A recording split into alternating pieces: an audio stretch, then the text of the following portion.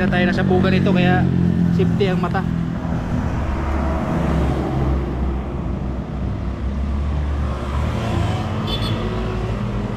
Mainit-init pa. Yan. Sulit yan. So lilinisan pa natin to, tatanggalin natin tong sa gilid-gilid. Yan, ayos.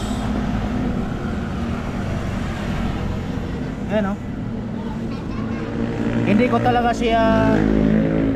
ko talaga siya binubuhos ng bigla, kasi pag once na natunaw yung ilalim ng binubuhusan natin is papasok yung tingga sa ilalim, kaya dinahandahan ko.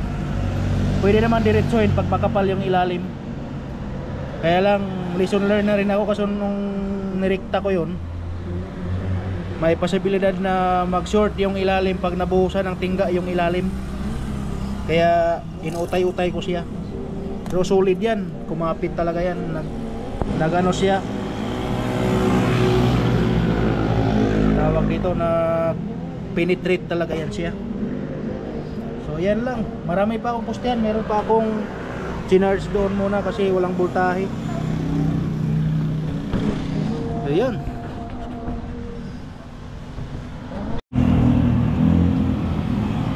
Yun, kaya ko siya binibuild upan dito sa ano, puputulin muna yung pinaka-poste na flat, tapos bibuild upan ko siya ng tingga para may pundasyon siya. Pagbuhos, magpenetrate siya yung ano dito, magpipenetrate siya yung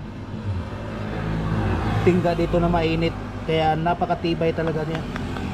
Hindi yung pagkaputol pa lang anuhan na siya, buhusan agad, delikado yun. Doon ako nasabugan, muntik pa madali yung mata ko.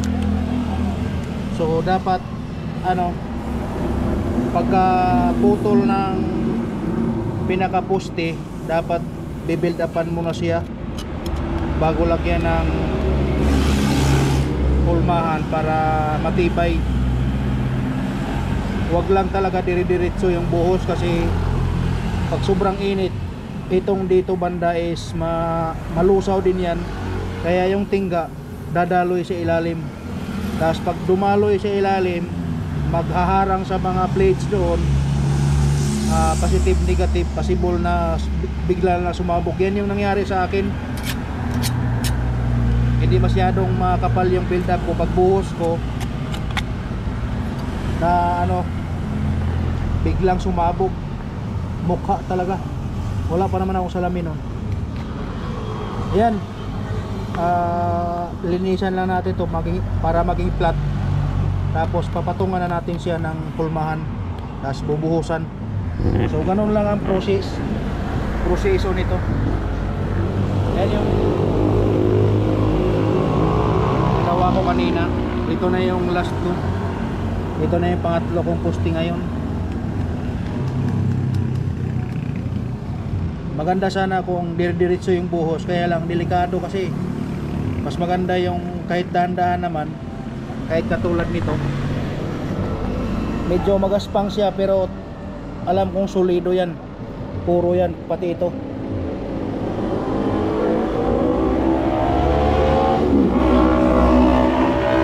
Yan lang.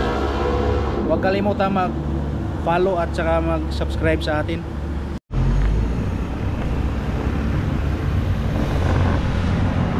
So ito na yung bagong buhos natin. Yan. Bali dalawang buhos ko, kaya parang may ano sa gitna. Yan, pero solid yan. So lilinisan pa natin yan para maganda.